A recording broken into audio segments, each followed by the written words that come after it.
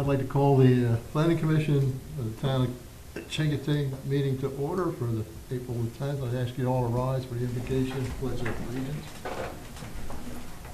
Heavenly Father, once again, we meet to address those issues that face the town, those issues that come before us, that we may provide some guidance to our council with. We ask for your guidance, we ask for your leadership, and we ask that those decisions we make will be pleasing in your eyes and will benefit the town. We also ask you, put your blanket of love and understanding over all those who have suffered mightily this year. And again, we bless those who we lost on 9/11. May they forever be remembered. All these we ask in your most precious name of Jesus. Amen. Amen. Pledge allegiance To the flag of the United States of America and to the republic for which it stands, one nation, under God, indivisible, with liberty and justice for all. At this point in time, I'd open it for public participation. Should there be any? I saw the. I'm sure, that, Mr. Landsberger, I'm sure we'll be maybe addressing you later in the meeting. I'd ask for a review of the agenda and review the acceptance of the agenda as presented. So moved. I have a motion. Second. A second. All those in favor signify by saying aye. Aye. So moved. First item on the agenda is approval of the June 8th, 2021 regular meeting minutes. Are there any corrections, additions? If none, I'd ask for approval. So moved. I have a Second. motion and a second. All those in favor signify by saying aye. Aye. So moved. I thank you again. Item number 2 on the agenda is attached quarters. And I hope everyone, all the commissioners had an opportunity to review a letter dated today, or the 14th rather, a proposal from our town manager. I'd also like to make a general comment, if you will. I think what we've been going through is most appropriate. I think it behooved Mr. Landsberger to initiate the request that he has, and given the situation that he had encountered, and also the thoughts that brought to mind that there might be a better way to address it. That having been said, it's the Commission's responsibility to review that request and then therefore forward some recommendation to our council as to what the Commission's thoughts are. So having said that, I'd open the discussion for the detached quarters discussion. And I'd like to open it with the proposal, if you will. Mr. Chairman, that's not meant to be a proposal, but just pointing out some additional information, just to provide you some additional information for some questions that came up last time. So you have that available. We are not pointing the commission in any one direction. I think it's well thought out and it's well presented from the standpoint of having reviewed the purpose of zoning ordinances in the Virginia Code. And I guess I'd really like to hear the Commissioner's thoughts relevant to the fact that we do address in zones 2, 3, and 4 the capability of doing this without a lot of friction or a lot of contention, if you will, or major disruption or obstacles or whatever you want to call it. And it's really R1 that has to be addressed, I believe, at this point in time. And again, I would love to hear the Commissioner's comments relevant to that. Yeah. I agree with that. there definitely is a need to go through and take a look at this.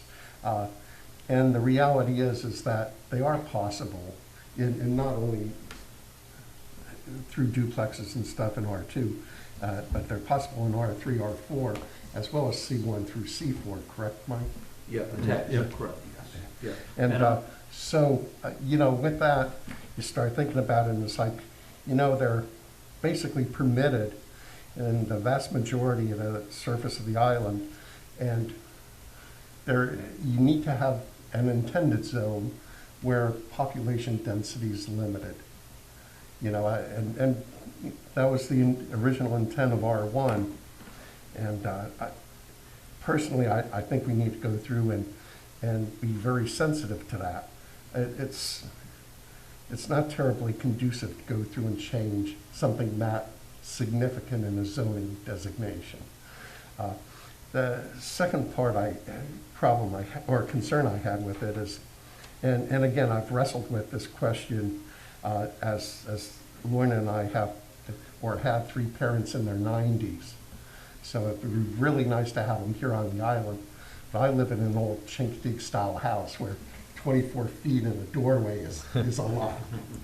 And so I looked at the problem, and I pretty much have to go through and generate a detached quarters, or, you know, a somewhat awkward addition to the Chincoteague style house to go through and accommodate them.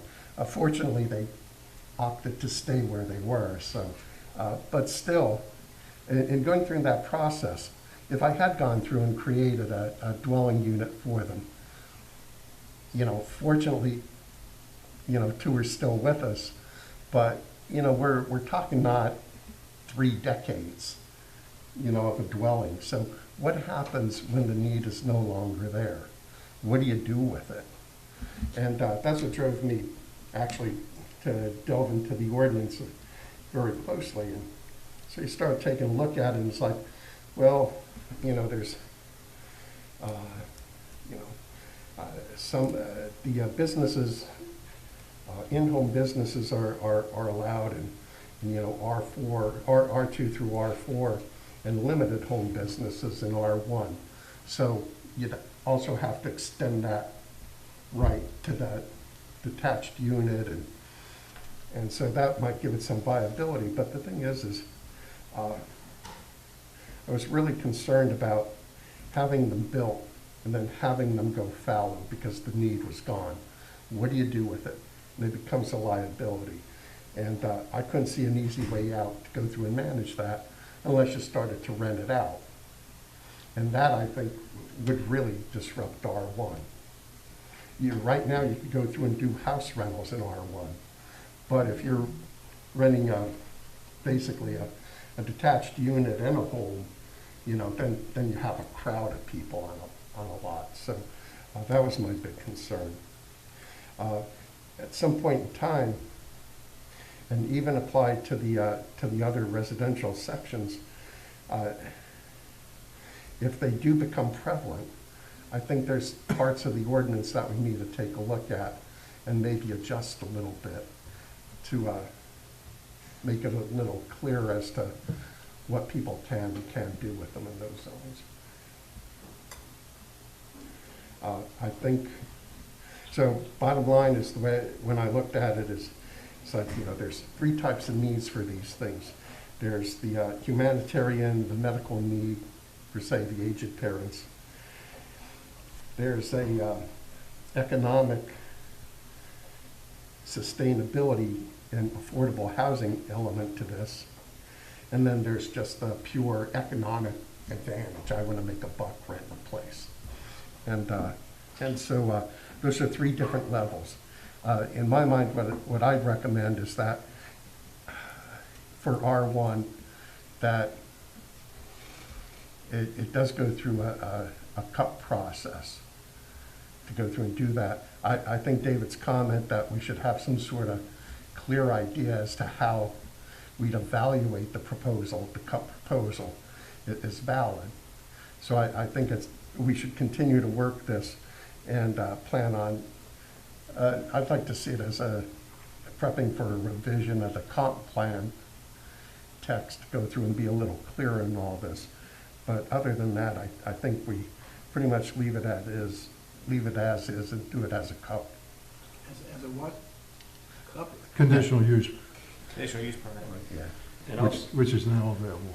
and also, I think when you look at the comprehensive plan, your R2 kind of follows that same suit, because you don't want the density in the R2.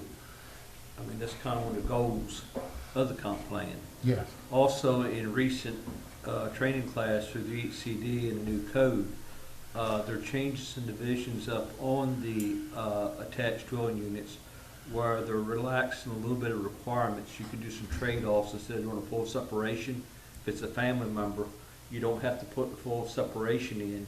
You just got to put smoke detectors and a detector there, so to loosen up some of the fire requirements to make it more feasible for attached dwellings to do that.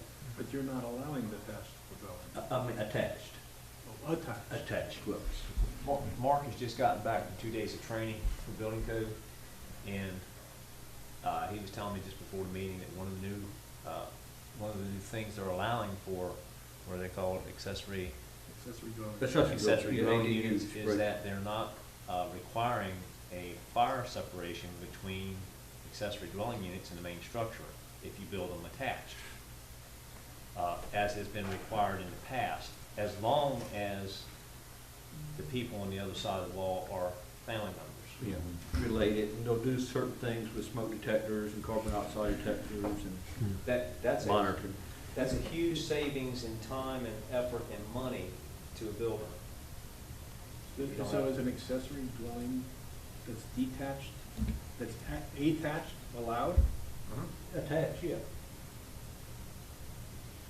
So, It's the same thing if you got like in your R2, your 12.5, and you got your 5,000, your, so they've relaxed the codes, but in an instance where someone wants to keep up the codes of having the fire separation, like in my instance, that's illegal. well, they're trying to make it more feasible. Because it's detached.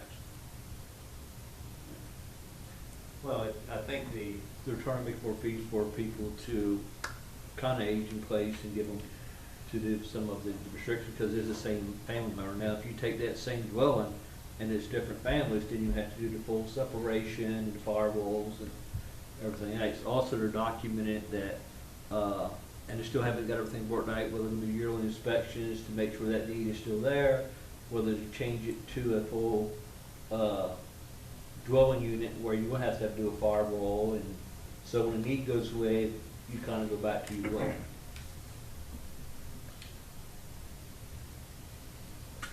the whole thing here hinges on the fact that if you're going to build an attached ADU, It's legal. it's legal as long as the people on both sides are Same closely family. related. That's what I want, that's what Yes. I've been saying. The only difference I'm saying is, why shouldn't it be detached as long as the people in the detached quarters are part of the same family? And again, you're saying enforcement at a later date is a problem, and enforcement problems on a code is no reason to deny a code.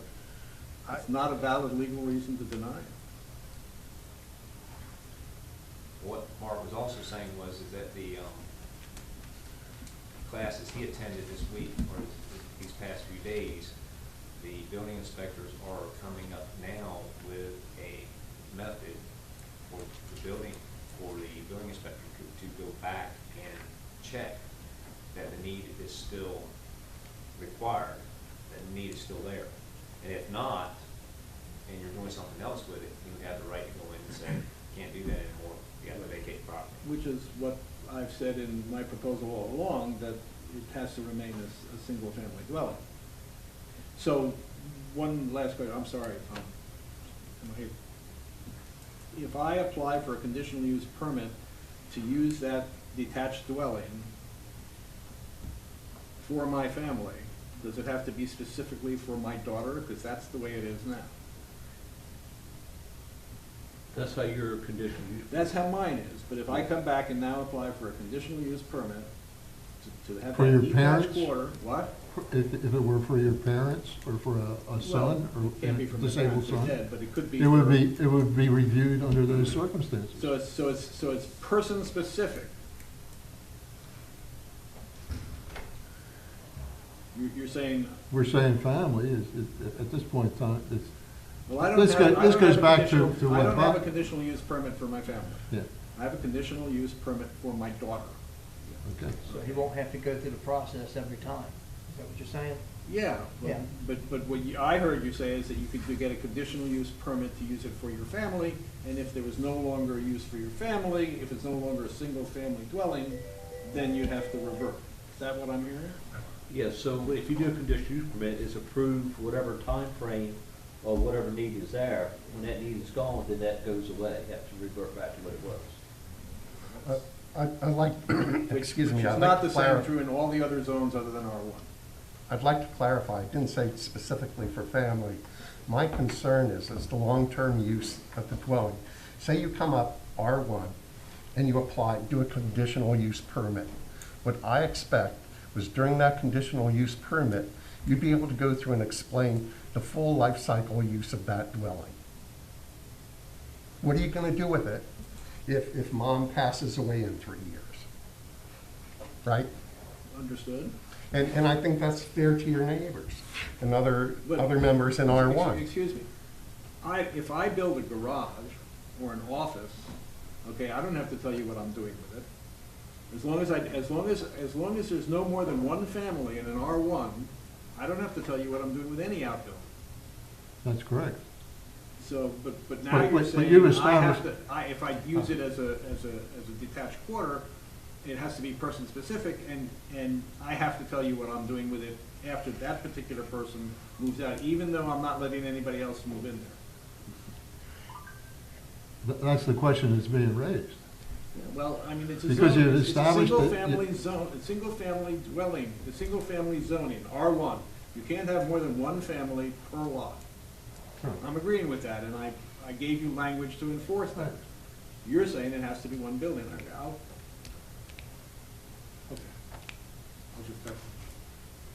I think it's discriminatory, and I think that I'm gonna have to go Okay, a little well, further. again, we're still in the discussion format at this I- point in time.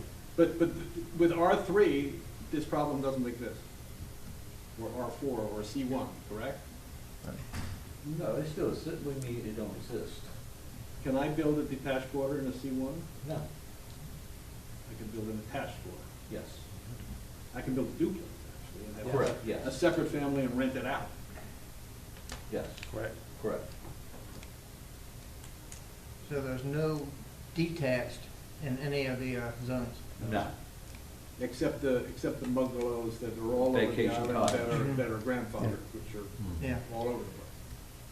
What do you do in a case where you can't attach to your house? I mean, for room purposes or, or to mess the books up of your house, what do you do in that case? That would be difficult to imagine that you couldn't find a way to attach something to the house unless you did not have enough area on your lot to physically build it and meet Like in setbacks. case of my house, I got a swimming pool behind my house, so I can't, Sure you virtually can. You don't put have to nothing have a there. swimming pool. You There's can something you remove can the do. There is a swimming pool. remedy. but yeah, what, destroy all that? Well, again, that's a personal decision. Is it more Exactly. important But for that you was to have there, the but that addition or was the there, swimming if that pool? was there before the problem come along that I needed this other structure. I mean, why should I have to tear something up that I got a lot of money invested into when I could put it over here? And Again, those would be individual decisions, and it would fall down to what's more important to the homeowner or to the property owner, is a pool or an addition. But the law, and I'm going here from my experience, it would be difficult to write a code or an ordinance that will cover every eventuality for every person who has this in the backyard or that in the backyard, or who has this configuration of house or that configuration of house. Basically, you should write the law or the code which does the most good for most people and covers most circumstances. Everybody else would have to be taken on a case-by-case basis, and the remedy is, as always has been, to get a conditional use permit or go before the BZA and ask for an exemption. We just recently had an example of that whereby the individual wanted to make an addition to their home, and in order to do that, was asking for a variance based upon a setback issue. Well, again, you know, when you purchase a home or when you have a property, you ought to know what the rules are relevant to what your capabilities are. And if Yeah, it, but if nobody it knows the conflicts, future. then you go before the BZA, and the BZA is gonna administer based upon what the zoning code calls for, so. And I think, if I may, Mr. Chairman, the BZA case that we had just the other night, the applicant applied for 2 variances. Mhm. One was to build a bedroom downstairs, which encroached on a side yard setback. And the other was to build a porch on the back of the house, a screened porch on the back of the house, which encroached on the rear yard We setback. split it into 2 variances. Yeah, Yes. one variance, it's going to be a rear yard setback variance. Yeah. So and I think the BZA did a very adequate job of discerning what needed, he proved a hardship because the occupants were over 70 years old and had a hard time going upstairs where the existing bedrooms were. That was granted based on hardship, but the BZA did not see fit to grant a variance for the porch that was added onto the back because they thought you already have 6 feet of screened porch that already encroaches on the setback. We're not gonna let you build, what was it, 20 feet? No, 6 more feet. 6 more feet. 6 more feet too. But Which again, encroaches farther, and that was a very, I mean, they based their decision on the hardship and granted the variance based on the hardship, but not the variance which did not So- demonstrate a hardship.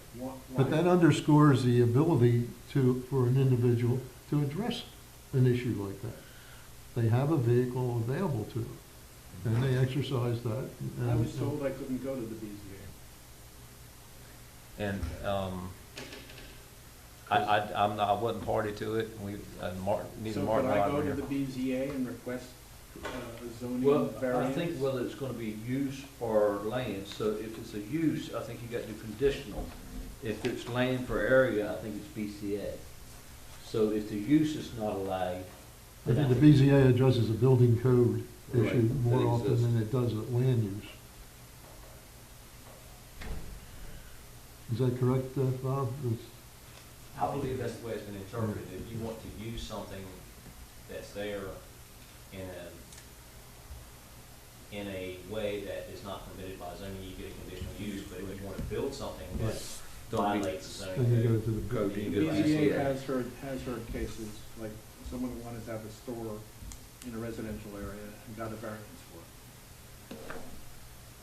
and I'll be quite honest with you, I'd have to look up and make sure that that's correct. But, and I mentioned this before, the code does address a medical issue that's identifiable, that could be resolved with a temporary medical unit being brought in.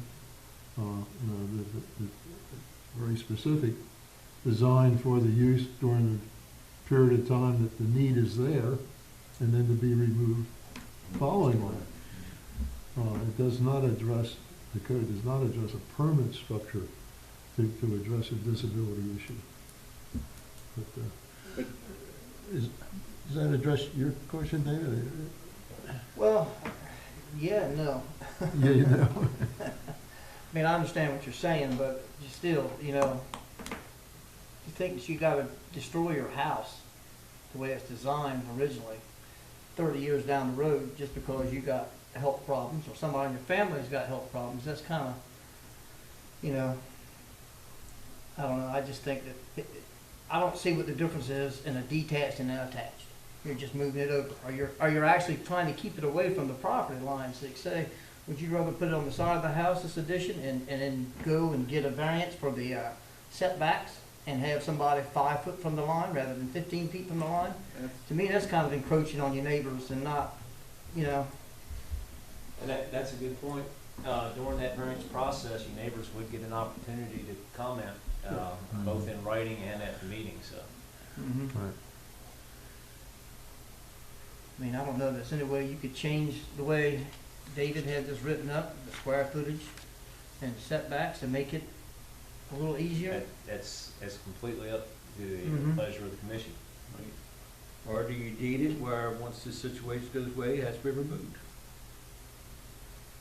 No, I don't, I mean, that's a lot of money you're throwing away. You're, Right. but I mean, why can't it stay there? Is it just that we're worried about people renting it? Is that the only reason why we don't want it to stay there?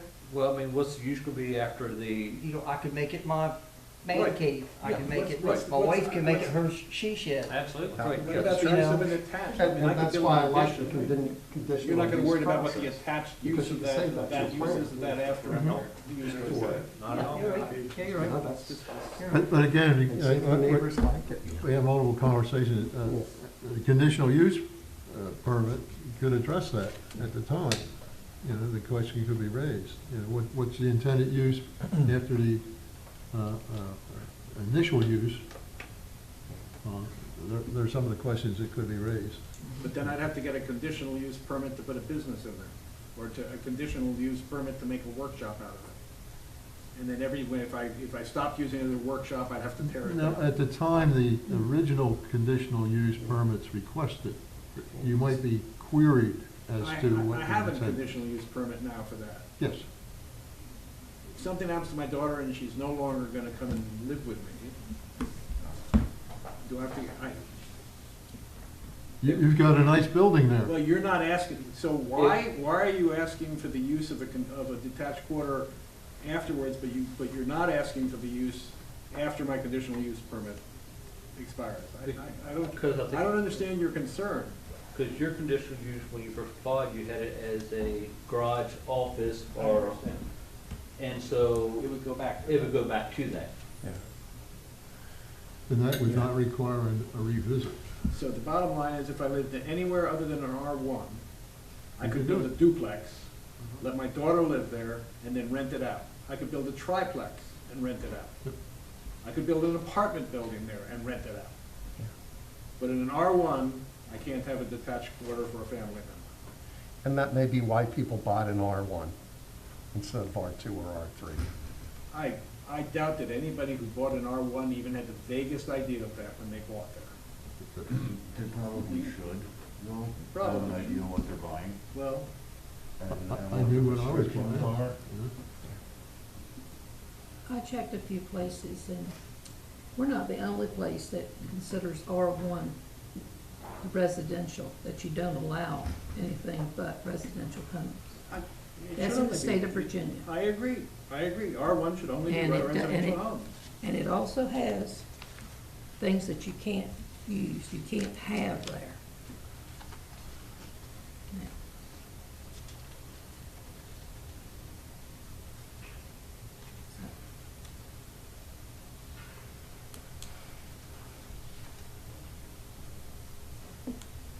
Is it dinner? I don't see any need to make any substantive change to what's on the books already. I mean, I just, you know, I'm getting on. My folks are gone, my wife's folks are getting on. You know, we may have to do something, but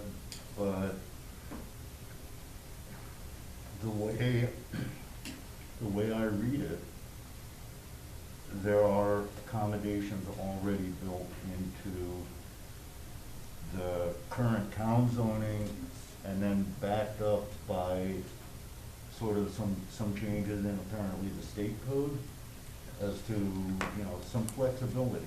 And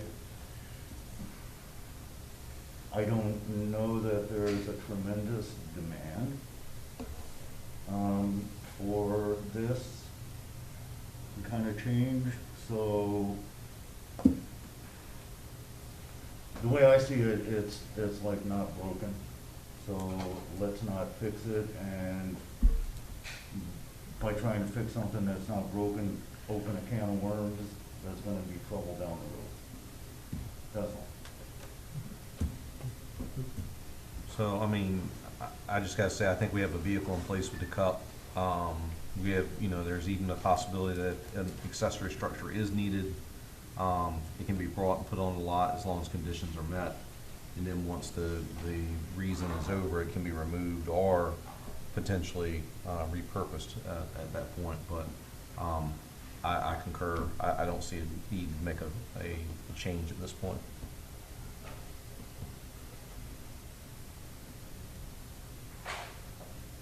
I'll entertain a motion at this point in time that the council has requested a response from us, and the motion would be to, as I've heard, to leave the zoning as it is, that there's adequate avenues to address the need. So moved. I'll make the motion.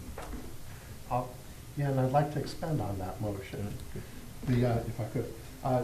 Do what Ray said, but in the interim, as the conditional use permit requests come up, we go through as a commission, monitor their progress through the system, and help to go through and use that information to modify the the comprehensive plan in the next update, which is only 3 years from now. Don't you want to change the fee on the medical conditional use? We already did that, had right? already made a recommendation We did. to eliminate the fee, We discussed, but nothing was put to council. but we can put that in the form of a motion.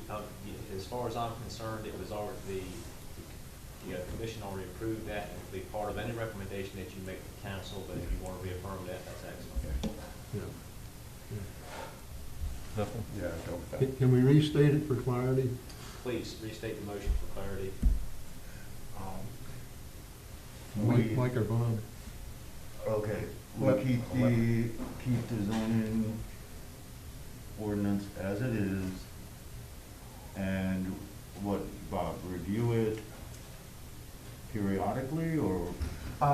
No, as people make conditional use permit requests, we go through as a planning commission, monitor the progress of those requests, to help us go through and refine, I believe it's section 8, if I recall right, the affordable housing section in the comprehensive plan, Okay. in the next update. I was talking about the $1,500 fee. Right. That has to be Yeah, added as And, well. And reaffirm the fact that the conditional use permit fee for medical purposes would be waived. We all understand? Any other questions? Having said that, I'll call for the motion. All those in favor signify by saying aye. Aye. All those opposed? So moved. And again, Mr. Lansbury, thanks. You know, these kinds of things come up, and it takes the citizens' input sometimes to generate the question whether it's good or bad, or how we should deal with it. And I'll thank you for bringing it to us. You know, not that we've met your request specifically, but I just think it's great when people do come. Because it's kind of sad when we have our meetings and it's left to the 7 of us to think what other people think. We'd really rather hear it live, and it has so much more value. So again, I thank you for your efforts. Item number 3, commission members' announcements or comments. David, I'm good. you're getting older too, I see. Thank Yeah. you. You joined our group. Give a little break. Is that what happens when you get on these commissions? Yeah. Bob? Yeah, this brings up the point again that I think it's probably time for us to, prior to to an upcoming comp plan update, we go through and redo the survey. You know, I'd feel very, very uncomfortable without a whole lot of input from R1 residents on this issue if we were to make a change. I'd feel extremely uncomfortable about that. And so, you know, I think we have been accumulating questions, and it's probably time to do one in a couple of years. Can we possibly put that on our agenda for next year, or next meeting, that give some thought to some of the questions that you don't want a survey that's that big, but you want a survey that's concise, but we want to get the ideas in a format first, and then whittle it down into the pertinent questions that would provide us some guidance. So give us some thought to that. I think in all these years that I have heard of 3 places, 2 of them were not in R1. They put a place there when this need was over with, they removed it. This one is in R1, and he has. And he's the only one from R1 that has ever been here for it. And can I say this? If he hadn't vacated a property line, it wouldn't have been on, it would have been two houses, or two places. In other words, it was, he vacated a property line and put the garage and stuff back. My understanding is that before the property line was vacated, it would have been one It would have. structure on one lot and one structure on another lot. That's exactly right. When the line was vacated, there would be two structures on the same lot.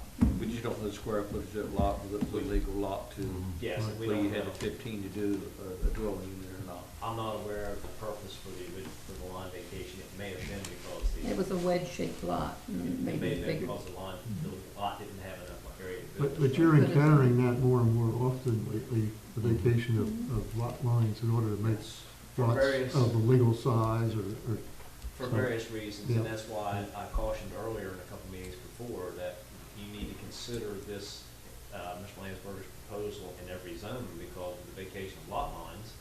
I mean, Ocean Boulevard, we always picked that one. They just vacated 2 lot lines and made 3 lots into one, which is probably the biggest lot on Ocean Boulevard now. Yeah. So it allows for a much larger structure to be built there. Yeah, I think the lots were 50 foot wide, so now they got 150 foot frontage, They were platted at 150 feet, Well, you have which that is a small lot to scenario. do anything. 1933. Aren't those lots off of Ridge Road back to the cemetery, all 50-foot wide? Okay, I'm not sure though. I think they're Well, we pretty, got a lot of them, a Main Street lot of them 50 by 300. yeah. Yep. And I think when you survey, you might want to include, according to our comprehensive plan, R2, because kind of the same district, because we kind of want it in the comprehensive plan to get R2 in the same line with the R1. The dilemma, again, is the fact that we have zones butting each other that, that are so far apart, from the standpoint of commercial versus residential. It's a hodgepodge, very difficult. But when you're in R2 and say 3, 4, there's stipulations put on if you want to build a house or if you want to build a duplex or if you have to have so many Yes. thousand feet for each Right, structure. so basically R2, I So you believe, have yeah, things is that you 12 have to do 5. there. and you get to R3 and 4, you're 10, 5, and 3. So each one Provide- has some You restrictions. still got to meet your flood zones and your health department. And Mr. McCone? I have nothing, I'm good. Mr. Dillon? Having said that, I'll entertain a motion to adjourn. So moved. Second. I have a motion and a second. All those in favor signify by saying aye. Aye. Thank you. Thank you.